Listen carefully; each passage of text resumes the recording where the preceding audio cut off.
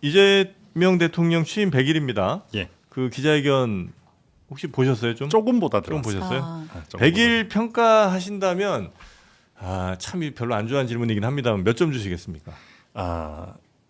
저는 한 3, 40점 정도. 3, 40점이요? 100점 만점이면 3, 40점 정도. 뭐가 그렇게 많이 깎아 먹었죠?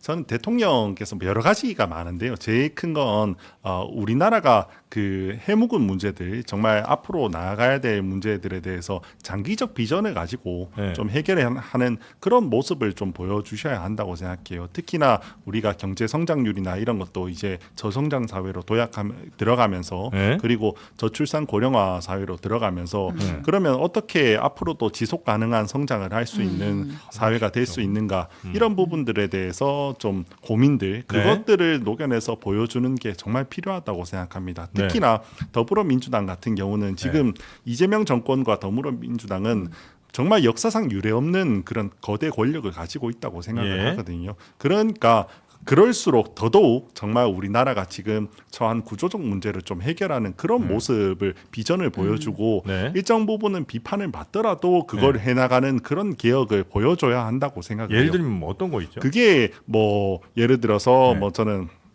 뭐 세제 개혁이나 이런 걸 통해서 정말 세제 개혁이나 이런 부분들 쉽지 않거든요. 쉽지 않은데 전 뭐 그런 부분들이 비판이 많이 있었어요. 세제를 뭐 어떻게 하라는 거예요? 더 깎아라는 거예요? 아니면 저는 더... 여러 가지 조정들이 있을 수 있다고 생각해요. 우리나라가 과거에 있었던 이 그 노동에 관한 과세의 구간이 과연 지금 현재 상황에서 적절한가? 왜냐하면 자본으로 인한 이런 그 소득이 훨씬 많아진 상황에서 고용에 대한 근로소득세 같은 것들은 정당한가? 또는 뭐 도시 구조에 있어서 지금 보면 이제 대도시의 거의 대부분의 고령층이 살고 있는데 그러면 이게 과연 예전부터 있었던 뭐 자산세나 이런 것들을 이제 고령층을 감면해주고 뭐 이런 부분들이 이제는 과연 정당한 건가? 오히려 이분들이 조금 더 지방으로 가시도록 유도하는 게 맞지 않은가? 이런 부분들이나 여러 가지 우리가 할 수 있는 큰 비전을 가지고 할 수 있는 것들이 엄청 많다고 생각해요.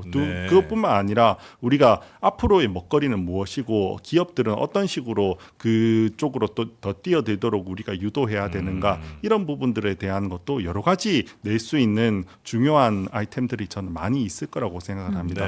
근데 이재명 정부에서 지금 하고 있는 건 뭐 저는 인식에 가장 큰 문제가 있다고 생각을 해요. 오늘도 제가 몇 개 이렇게 지금 오늘 뭐 저거 기자회견을 보다가 들어왔는데 보면 일단은 뭐 주식이나 이런 거 있어서 뭐 대주주를 되게 나쁜 사람 취급해. 이 악덕 뭐 대주주의 뭐 이런 표현들을 막 쓰시더라고요. 그런 표현들을 그런 표현들이 막 있습니다.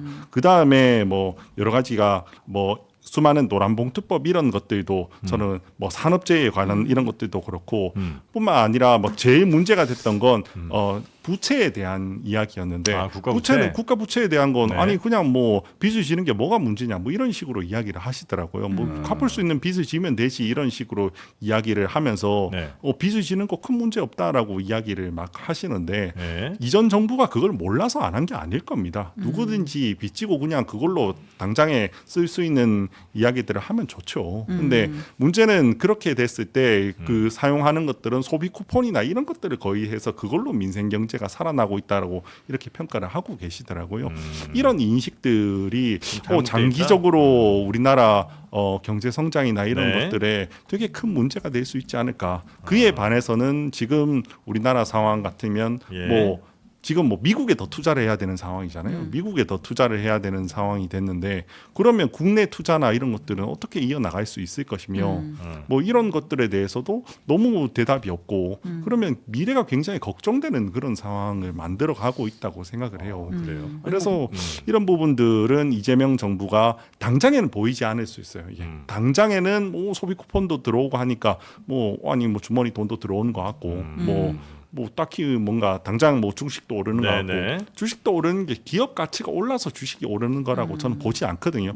강제로 배당을 해야 되고 뭐 이런 식으로 되니까 당장 주식을 갖고 있으면 배당이 바로 나올 수 있는 상황이 되니까 그런 것들 아주 단기적인 뭐 이익을 뭐 목표로 지금 주가가 오르는 형태인데 이게 기업 가치가 진짜로 올라서 그것 때문에 이제 선순환으로 이렇게 지금 이게 코스피가 오르는 것도 아닌데 이게 장기적으로 모든 분야에서 굉장히 문제가 될 수 있다.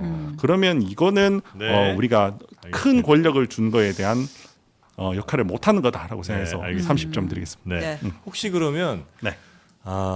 뭐 계엄까지 하면 너무 좀 점수가 이상해질 수 있으니까 계엄 직전까지 평가하는 윤석열 전 대통령은 몇 점 주세요? 계엄 직전까지요. 네. 계엄 직전까지 하면 조금 더 높게 해서 50점 주겠습니다. 50점 주겠습니다. 네. 윤석열 전 대통령 50점, 이재명 지금 대통령은 한 30점. 예. 계엄 네. 빼고. 예. 네. 그러니까 계엄 직전까지만 네, 이제 계엄 평가하신 빼고. 겁니다. 알겠습니다. 네. 네. 30점, 50점. 이유 말해도 되나요? 윤석열 전 대통령요.